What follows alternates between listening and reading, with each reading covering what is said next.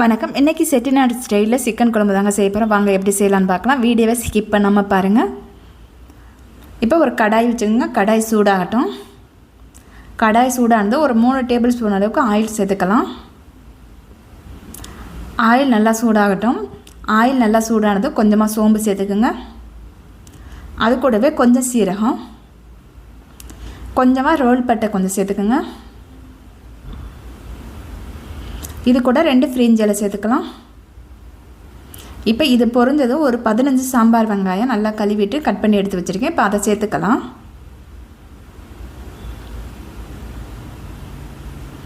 இப்போ இது கூட 2 கொத்தளவு கறிவேப்பிலை சேர்த்துக்கலாம். இப்போ இந்த வெங்காயத்தை நல்லா வதக்கிடுங்க. வெங்காயம் நல்லா வதங்கட்டும்.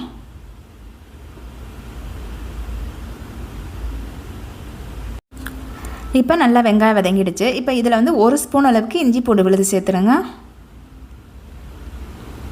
இப்போ இஞ்சி பூண்டு பச்சை வாடை போகிறதுக்கு வதக்கி விடுங்க.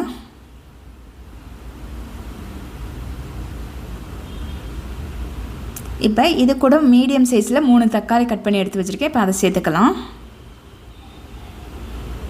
இப்போ இந்த தக்காளி கூடவே இதுக்கு கொஞ்சம் குழம்புக்கு தேவையான உப்பு சேர்த்துடுங்க. கூடவே கொஞ்சம் மஞ்சத்தூள் சேர்த்துடுங்க. இப்போ இந்த தக்காளி நல்லா வதக்கி விடுங்க. தக்காளி நல்லா வதங்கட்டும்.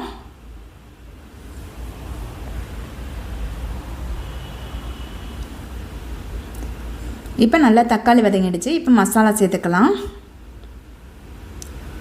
இதில் கொஞ்சமாக கரம் மசாலா சேர்த்துக்குங்க. ரொம்ப வேணால் கொஞ்சமாக 1/4 டீஸ்பூனை விட கொஞ்சம் கம்மியாகவே சேர்த்துக்குங்க. இதில் 1 டேபிள் கரண்டி அளவு தனி மிளகாத்தூள் சேர்த்துக்குங்க. இது கூடவே 1 டேபிள் கரண்டி அளவுக்கு தனியாக தூள் சேர்த்துக்குங்க. இப்போ இந்த மசாலா தூளையும் நல்லா லேசாக வதக்கி விடுங்க. இப்போ நான் இது கூட வந்து 1 கிலோ சிக்கன் வந்து நல்லா வாஷ் பண்ணிவிட்டு எடுத்து வச்சுருக்கேன். நல்லா தண்ணி இல்லாமல் இது கூட சேர்த்துக்கலாம். கழுவும் போது நல்லா மஞ்சத்தூள் போட்டு கழுவிடுங்க.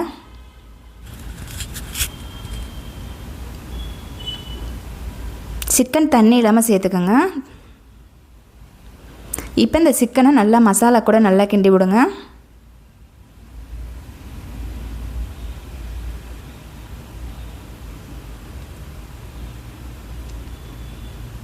இப்போ கிண்டியாச்சு. இது கூட 1 ஸ்பூன் அளவுக்கு தயிர் சேர்த்துக்கலாம். தயிர் சேர்க்கும்போது சிக்கன் நல்லா சாஃப்டாக இருக்கும்.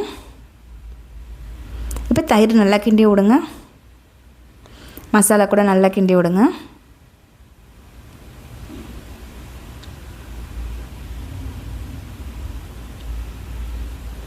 இப்போ தண்ணி சேர்த்துக்கலாம். கரெக்டாக 1.25 டம்ளர் அளவுக்கு தண்ணி சேர்த்துக்கோங்க.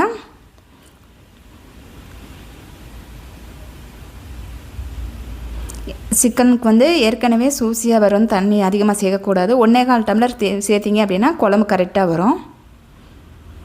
நீங்கள் தண்ணி அதிகமாக ரொம்ப சேர்த்துனீங்க 2 டம்ளர் 3 டம்ளர் அளவுக்கு சேர்த்துட்டீங்க அப்படின்னா சூப் மாட்டம் ஆகிடும்.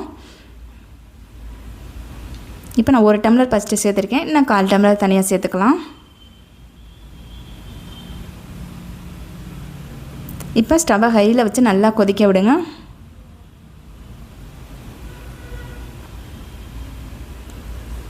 இப்போ நல்லா கொதி வந்ததும் மூடி வச்சிடலாம். மூடிட்டு ஒரு 10 நிமிஷம் மட்டும் வைங்க. 10 நிமிஷத்தில் நமக்கு நல்லா சிக்கன் வெந்துடும். மீடியம் ஃப்ளேமில் வச்சுக்கோங்க. இப்போ 10 நிமிஷம் ஆகிடுச்சு. நமக்கு சிக்கன் குழம்பு ரெடி ஆகிடுச்சு. ஸ்டவ் ஆஃப் பண்ணிவிடுங்க. இப்போ என்ன பண்ணுங்க, உடனே சாப்பிட ஆரம்பிக்காதீங்க. என்ன பண்ணிவிடுங்க, ஒரு 10 பூண்டுக்கு தோல் நீக்காமல் நல்லா நச்சுட்டு அது கூட சேர்த்துக்கோங்க. இது கூட ஒரு கொஞ்சமாக கொத்தமல்லி கட் பண்ணிவிட்டு சேர்த்துக்கோங்க. இப்போ அந்த நல்லா கிண்டி விடுங்க. கிண்டிட்டு மறுபடியும் மூடி வச்சுருங்க. ஸ்டவ்வை ஆஃப் பண்ணிடணும்.